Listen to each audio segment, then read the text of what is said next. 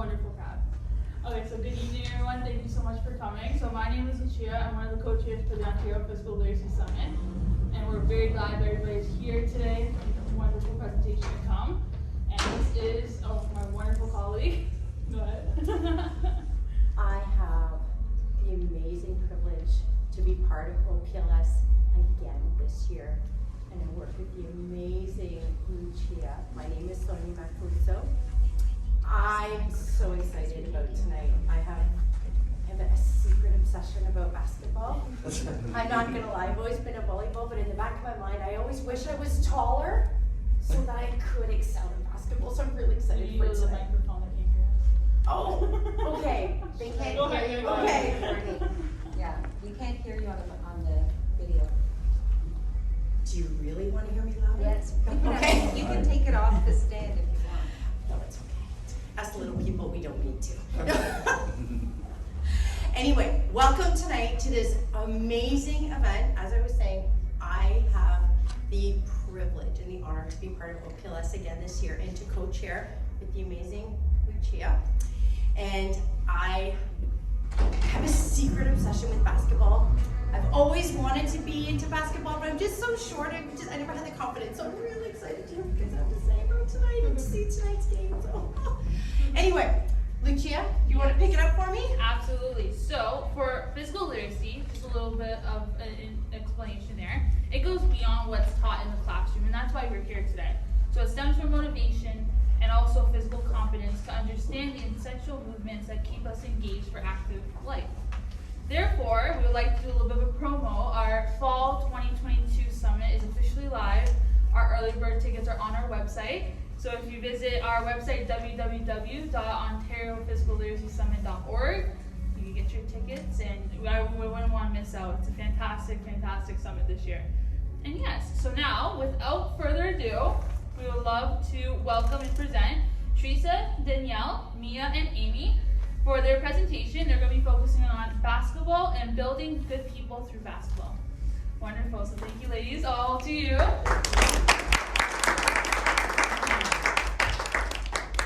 Thank you, and welcome to everybody that came out tonight. I know everybody's here to watch the Honey Badgers, the School Badgers, and so we're not going to take a ton of your time, but it's just really exciting for us to be able to bring members of our program out, whether it's an assistant coach, whether it's some of our athletes, just to promote what we're doing with physical literacy in the city, in the province, in the country. Yeah, we're going to talk a little bit about basketball, but I hope every comment we make tonight, people understand that whether you run, jump, swim, whatever you play, however you move, just get out there and move. And that's kind of what's important. So we kind of built the program, and again, it's very, very brief, but we want to talk about the question of whether sports build good people. And when you sit and look at 4 basketball women at the table, you would think the answer immediately is, of course. And so I am going to say that, do we believe this? Do we believe that sport builds good people? Yes, we do, but I'm going to say yes with some caveats. So, and that's what we're going to kind of try to talk about a little bit tonight, is that sport in and of itself, in my opinion, doesn't necessarily build good people. It's the way you play sport, it's the way you administer sport, it's the good people in sport that make sport what it is. So just some quick facts, and again, we're going to ask you, just for sake of time, to kind of take our word for it. We could go through all the literature and research and prove why these facts are correct, so we're just going to go with the assumption that what we're saying is actually true. Sports and physical activity absolutely are important. They're important physically, they're important mentally, they're important emotionally, they're important socially. When we look around the world, it's a global phenomenon. Sports and physical activity are part of every culture in the world. And I think the fact that you see it, the outreach of that, and how far spread it is, and the importance it has in different societies all over the world, you can understand how important it is in people's lives. Most people, especially youth, when asked, why do you play sport? Why do you take part in physical activity? Overwhelmingly, without exception, will tell you number one answer is because it's fun. And if there's any message we want to leave people with tonight, it's that. The fun factor has to be there, whether you're at the tip of the sport pyramid with the highest level of sport, or whether you move yourself down the pyramid to youth less experienced, etc. And the further down the pyramid you go, the more the fun factor has to be there, in our opinion. 70% of kids, studies show, will drop out of sport as soon as they hit the teen years. Okay, so that's an important fact to kind of think about. We're kind of questioning why. Like, why does that happen? When we see something that's so globally important to cultures all over the world, why would people drop out? But fact is, kids do. One other fact we just wanted to throw up there was that 94% of women, and again, this is borne out in so much research, but 94% of women that occupy C-suite occupations, so they're a CEO, they're a CFO, they're in those top positions in a corporation, will say that they participated in sport as they were growing up, and most of those, well over half of those, will have participated at a very, very, very high level. So the skills and things that they learn through their sports careers absolutely translate later in life and absolutely help set them up to take on those leadership roles in various positions and various businesses further in their life. So what does this tell us? So there's evidence of the positive benefits of activity in sport for sure. We can see all the good things that happen, but we also see the drop off. So our proposition here, or our thesis we're going to throw out there is, are we forgetting the fun factor? And there's a lot of reasons why kids might drop out of sport. There's a lot of reasons why adults might not pick it up later in life. But we're going to throw that out there as one of the main reasons. The fun factor sometimes is forgotten in sport. We need to create environments in sport where there's room for people to, it's positive. There's room for people to grow. One thing we talk about over and over in sport is all the characteristics that you can gain through sport. We threw a quote up there from John Amici. I don't know if anybody knows John. John's a former NBA player. He actually was one of the first male professional athletes to come out publicly. And I saw him speak at an event a few years ago, and he was talking about inclusivity in sport. He was talking about characteristics that are helpful in sport, barriers to sport, etc. But one thing that he said that day, and it stuck with me, was this quote, and that's just that sport in and of itself cannot make good people. Sport is not a living, breathing thing on its own. It's something that where we need people in sport who create an environment that allows people to grow. That's where you get good things out of sport. So just throwing a ball out on the court, just having somebody jump in a pool and swim, they're not going to come out of the pool and suddenly have all these great core values. Or there has to be an environment that fosters that. What we talk about a lot at our level, and I think as well, is that sport has to be safe. Safe from harassment, safe from abuse, whether that's verbal abuse or otherwise, and sport absolutely has to be inclusive. We have to make sure sport touches everybody in our society, every group, every demographic. Everybody has a right to get out there and play. So the other thing we talk about is just a growth mindset in sport as well. So I don't know if anybody's read Carol Dweck's literature on growth mindset, but I read that book and I thought, yeah, like I think she's nailed it right on the head. You need to have room in an environment to make mistakes. You need to have room in an environment where your self-esteem is built up, not torn down. You need to have room in an environment where there's clarity of expectations, where you feel like you have some ownership over the results. When you create that kind of growth mindset, individuals grow. Right? That's how they grow, and that's what we want out of sport and activity. So creating that growth mindset is really critical. I guess we can talk a lot about the positives. One of the sort of quick ways to talk about what we want to see in sport is to show you what we don't want to see in sport. So we have a little bit of a quick video, it's only 30 seconds. Hockey Canada put this together. This is sort of an example, a parody of what would happen if our kids coached us. So this is some kids coaching their parents on a golf course in a way that maybe, unfortunately, they've been coached in some of their youth sport. Come on, Dad, focus. Widen your stance a little. Don't slouch. And don't screw up. It's the big leagues. What are you doing? Keep her on the ball. That was pathetic. Yeah, well, sorry doesn't cut it. So short and sweet, and obviously a little bit of a parody, but I think the point is fairly clear. There's a way to create a positive environment, and there's a way to not create a positive environment. So overwhelmingly, what we've watched even at our level. So again, at a youth level, that positivity, that fun factor absolutely has to be there, or we're gonna see kids falling off that ledge of dropping out when they get to those teen years. Even at our level, at a higher level of sport, for us, that fun factor is a big part of what we do. We've had some great teams at MAC. I'm so proud of our program and the longevity that we've had and been able to keep our team at a high level. A couple of years ago, we had a team that won national gold medal, first basketball gold medal for McMaster ever. Phenomenal team. Phenomenal team, and no doubt we worked hard. We worked incredibly hard that year. The work, the time commitment that these athletes put in, that coaches put into that season was absolutely off the charts. But we walked into the gym every day and we talked as coaches every day, and we would leave practice and go, you know, it's absolutely a joy to come in here every day. Like, I love this. I love this group. We were happy. We talked all the time about, like, we're working hard, but we're going to smile a lot and we're going to enjoy this. When we got to the national championships, I really truly believe that it was such a skilled team. But I really believe one of the factors that allowed us to win was that our team was relaxed. They were happy. Our mantra for the entire season, but especially that weekend, was enjoy the moment. Very few athletes get to that gold medal game in whatever sport they play. So regardless of the outcome today, you need to soak this up and take this in and enjoy the moment. And it kept us loose. I mean, even things like in a hotel lobby, there was a giant popcorn machine and it was popping popcorn. Remember that, Mia? Yeah, and I mean, we watched teams go by. We were on our way out the hotel lobby to go to a shoot, and we watched other teams walk by and go, oh, I'm going to get popcorn, and coaches go, hey, get away from that, you don't want to eat that, you don't want to eat that. And our players were all kind of looking, I'm like, get in there, get me a bag. Like, let's have some fun here. Why?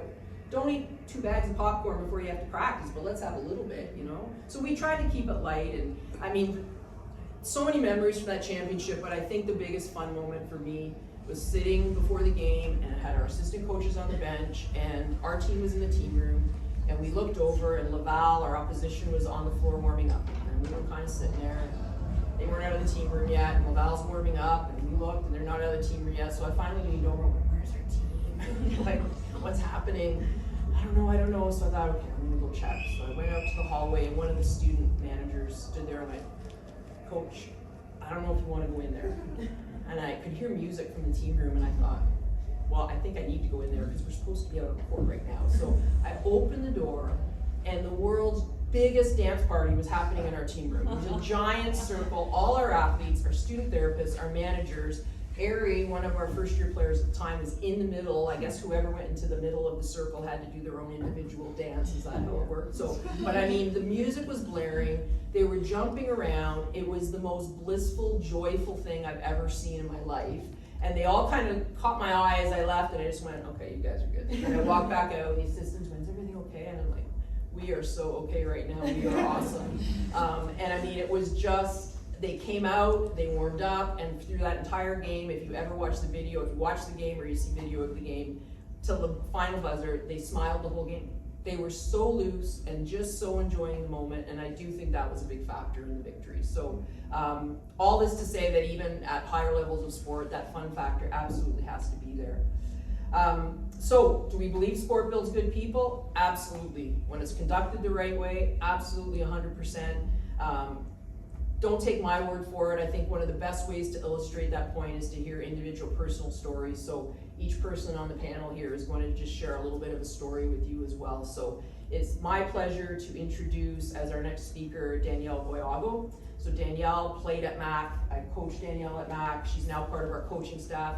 Danielle is way too modest to tell you how great she is, but she really, leading scorer ever in the history of the program. She went on to play in Commonwealth Games, she went on to play professionally, and now we're so lucky to have her back as a full-time assistant coach. So, Danielle Boiago. Is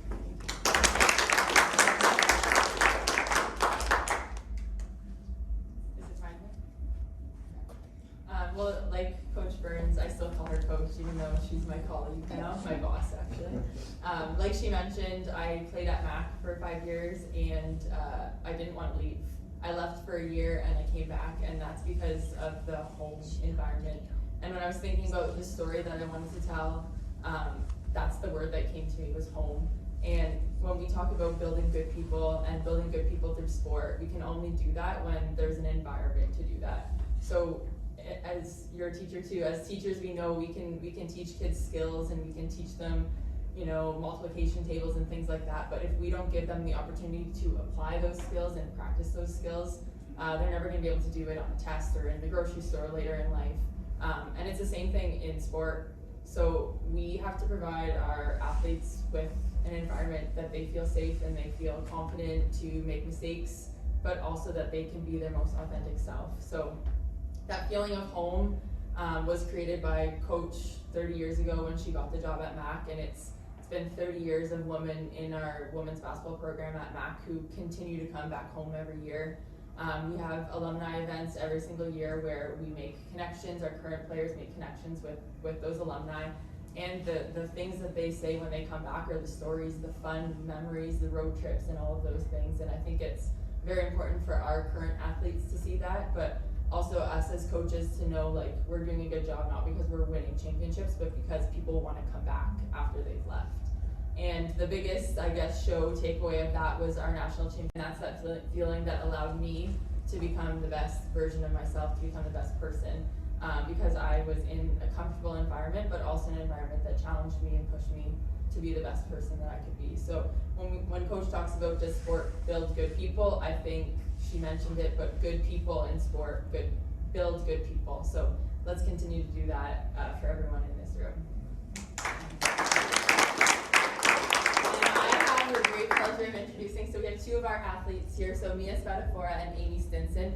And I just want to give a quick little like off the court thing about Mia. So Mia started her own business during the pandemic and created custom t-shirts for our team, donated them, just all around amazing person. She volunteers all the time with our MAC Athletes Care, with our Women's Athletic Leadership Council. Just like we can go on and on about Mia, but I'll let her share a story. And also Amy, who is one of our newer Marauders, also a Hamilton girl. During the pandemic, Amy volunteered to work at a retirement home in like the heat of the pandemic. So it's just another couple examples of how, you know, you learn all these skills through basketball, but when they go and they take those skills and they apply them in the real world, it makes us really proud as coaches. So we'll let you guys hear from them.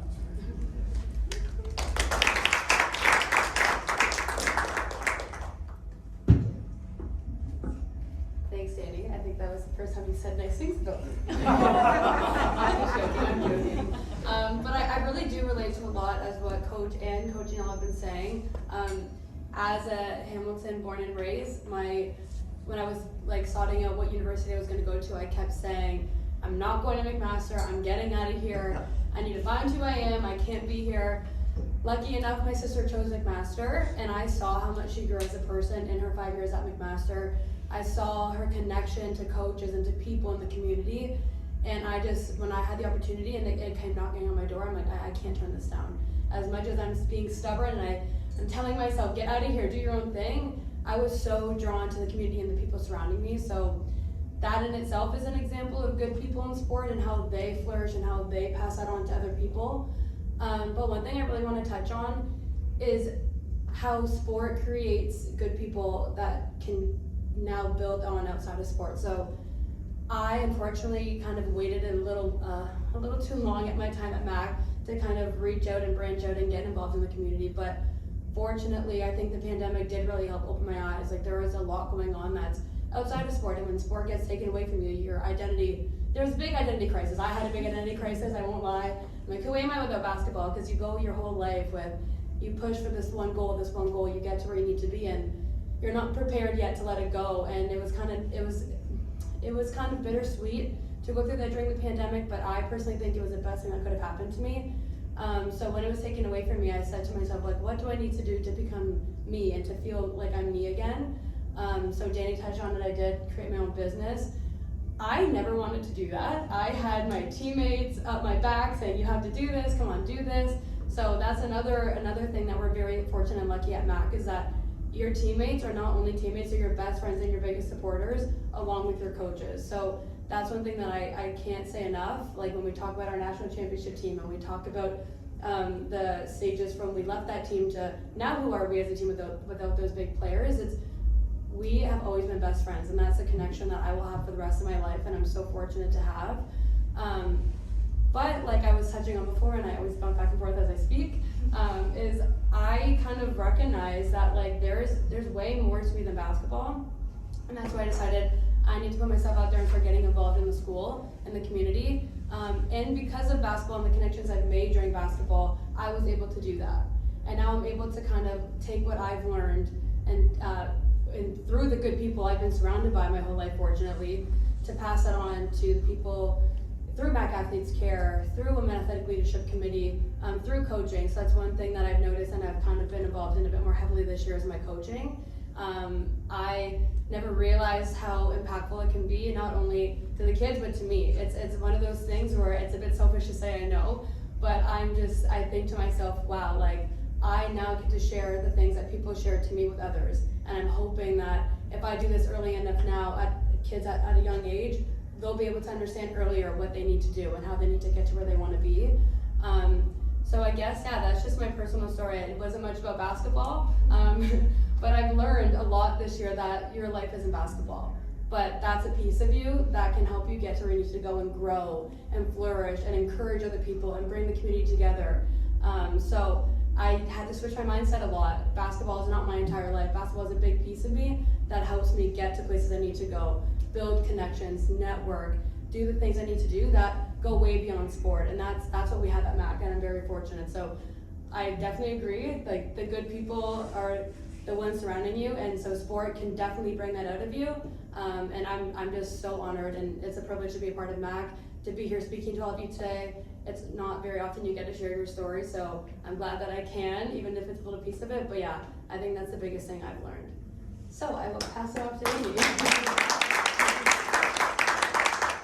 I also, before I pass it off to Amy, I want to mention, Amy had an amazing year this year, like amazing, like all rookie team, OUA rookie team year. I've never been so proud of someone to go to where you were at the beginning of the season, to keep your head down, to do the little things that you need to do, being involved in the community, being here today, like just be so proud of yourself. So Amy Stinson, everybody. I don't know where to start after that. Okay, I think I'll start by saying, as someone who's played rep basketball since the first grade, basketball just became part of my lifestyle. It was like waking up and brushing my teeth. So, sorry. I definitely, into my later years in high school, I started taking it for granted a bit because I was just so used to it. So I'm going to talk a little bit about when the pandemic hit, how missing out basketball really took a toll on me. And I started to realize, I can go on these runs, I can go biking, I can do all the things that involve social distancing, but I'm not having fun anymore. So for me, again, I'm going to touch on the fun aspect. My parents always ensured that I was having fun. They would always say before I went to a tryout, do you want to have fun? Are you still having fun? And I would always say yes. But again, it just became a part of me. And so when I lost it, I was like, I'm really missing having fun playing my sport. So when I was lucky enough to join this McMaster team this year, and like we would practice and lift every single day, I started realizing that the fun part of basketball is why I love it so much. So I started to really get my personality back, and I know that sounds cliche, but in the pandemic I did struggle. I was just sad because I missed the team aspect of sport. I didn't want to actually go out there, and obviously I wanted to win games, but I wasn't missing, the little parts of basketball, the pressure that people put on themselves. I was missing the team. I was missing small things like practice. And this year, when I was having the most fun I've had playing basketball, and I think in my entire life, this year has been the most fun, but it's also been, I think, my best year. And so I think that really says a lot too. If you're having a lot of fun, you're gonna be successful. I'm also gonna touch on just teammates. Like Mia, in like that 2-minute talk, like she spoke so highly of me, and I think our entire team is so good with that, and we're all there for each other. And Mia, as well as a few other captains, Sarah Gates, Ariane Soriano, Claire Sharkey, they really ensured that the young ones, including myself, were getting involved, and that is a whole other fun aspect in itself. So now I'm on clubs, and now I'm volunteering at coaching clinics at MAC, and I'm making new friends, I'm getting new experiences, and I'm just having fun every single day. And I am like, without a doubt, I can say basketball is the highlight of every single day of my life, because I'm just surrounded by such great people. And now I'm like, after a year and a half of not having my sport, I'm gonna come in here every single day and give it 100% because I love every minute of it.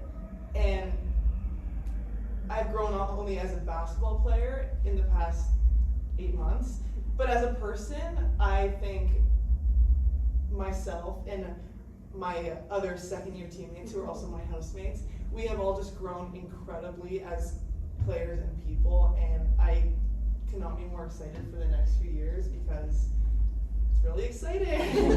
I think it's gonna be good. But yeah, I just think ensuring that you're having fun is the most important thing, because once I realized how much I missed having fun, that's when I really started putting in the effort and not taking it for granted this year. So that's where my success came from, you could say. But yeah, that's kind of what I have to say.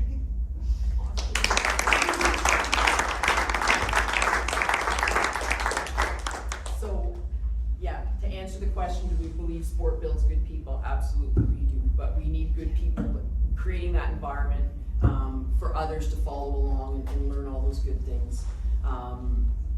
That's all we want to tell you today. It's a pretty simple message.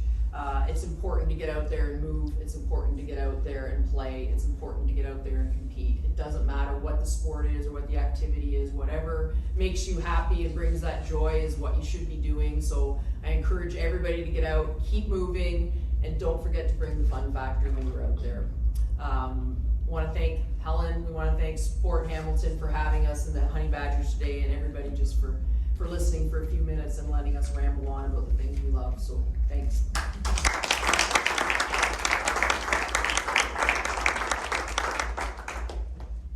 Before you thank them, what about the rookies? How did they do the initiation? What fun factors did they give that initiation? I'll have to think about that one. That was a while ago. I don't know. Come on, you know. You know what? They're actually, we were just treated like everyone else. I mean, Good answer. yeah. Good answer. Honestly, there's no big divides within our team. I can go and hang out with the upper years just like I can hang out with my fellow. Yeah, me as a grandma. So they didn't give you anything embarrassing to do on campus or anything? No. That's Honestly, good. no. I'm Like, glad. Those days are long. Yeah, I will say that we really have moved away from that. It's a pretty, like, that's stuff in the past, and I used to hear in the past, well, we did it, and so you have to do it, and all that kind of stuff. Our thought always in our program is, again, that we are there to prop each other up and to make each other better, not tear each other down. And even if you say it's in fun or whatever happens to be, if you're a first year player, we're making you carry the bag and get on the bus last and do all that kind of stuff. It seems harmless, but it does chip away at your self-confidence. And then when we need you in a pressure moment to feel confident in yourself and to bring the team together, we've chipped away at it. Why would we do that? Like, in my mind as a coach, that's just not logical, and it's not nice, and it's not fair. So that kind of stuff is really gone by the wayside. Awesome. Actually, Theresa, did you have that sort of ideology when you first started out? Or is that something that developed over the years in terms, especially the fun aspect? Because I think a lot of us, our first year of coaching, we coached the same way we were coached. And until you develop your own sort of strategy and style and ideologies, is that, maybe putting you on the spot here, but did you have that mindset when you first started? Well, I think it grew.